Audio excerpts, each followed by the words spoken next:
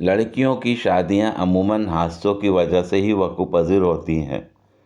मसलन हादसाती तौर पर गोल रोटी बन गई तो शादी कर दो, फ़ेल हो गई तो शादी कर दो, अचानक से अच्छा रिश्ता आ गया तो शादी कर दो, मोहल्ले का कोई लड़का दरवाजे के बाहर खड़ा हो गया तो शादी कर दो, चाहे वो फ्री वाईफाई के चक्कर में खड़ा हो। अगर लड़की मंगनीशुदा है तो लड़के का भाई सऊदीया से आ रहा है तो शादी कर दो।